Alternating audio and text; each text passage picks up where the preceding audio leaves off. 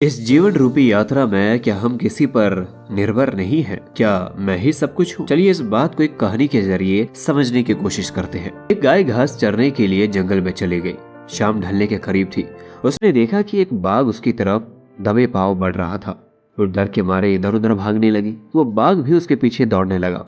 दौड़ते हुए गाय को सामने एक तालाब दिखाई दिया। घबराई हुई गाय को कोई और रास्ता दिखाई नहीं दिया और वो उस तालाब के अंदर घुस गई।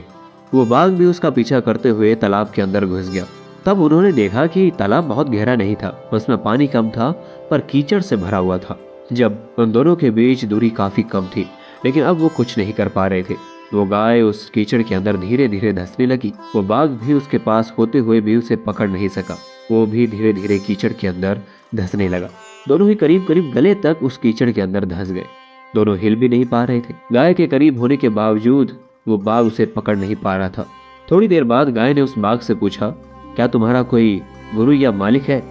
बाघ ने मुर्राते हुए कहा, मैं तो जंगल का राजा हूँ, मेरा कोई मालिक नहीं, मैं खुद इस जंगल का राजा हूँ। गाय ने कहा, लेकिन तुम्हारी उस शक्ति का यहाँ पर क्या उपयोग है? उस बाघ ने कहा, तुम भी तो फंसी हो और मरने के करीब हो, तुम्हारी भी तो हालत मेरी जैसी है। गाय ने मुस्कुराते हुए कहा, बिल्कुल नहीं, मेरा मालिक जब शाम को घर आएगा और मुझे वहां नहीं पाएगा तो मुझे ढूंढते हुए यहाँ जरूर आएगा और मुझे इस कीचड़ से निकालकर अपने घर ले जाएगा। तुम्हें कौन ले जाएगा? थोड़ी ही देर में सच में एक आदमी वहां पर आया और गाय को कीचड़ से निकालकर अपने घर ले गया। जाते समय गाय और उसका मालिक दोनों एक दूसरे की तरफ कृतज्ञता पूर्वक देख रहे थे। वे चाहते हुए भी उस बाघ को कीचड़ से नहीं निकाल सकते थे, क्योंकि उनकी जान के लिए वो खतरा था। तो दोस्तों, इस कहानी में गाय एक समर्पित हृदय का प्रतीक है और बाघ अहंकारी मन, मालिक ईश्वर गुरु का प्रतीक और कीचड़ यह संसार है। और यह सारा संघर्ष अस्तित्व की लड़ाई है।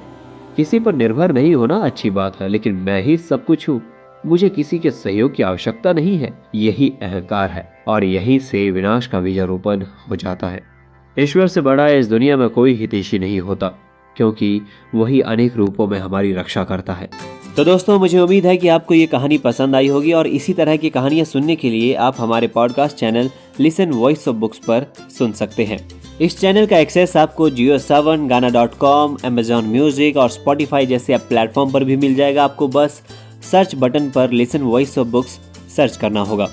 साथ ही हमारे चैनल का फेसबुक पेज भी है, जिसका लिंक मैं आपको डिस्क्रिप्शन में दे दूंगा, आप उसे भी फॉलो करिएगा। तो चलिए दीजिए मुझे इजाजत और मिलते हैं अगली बार एक और खूबसूरत कहानी के साथ। तब तक के लिए इस कहानी को सुनने के लिए और ढेर सारा प्यार देने के लिए आप सभी का बहुत बहुत शुक्रिया।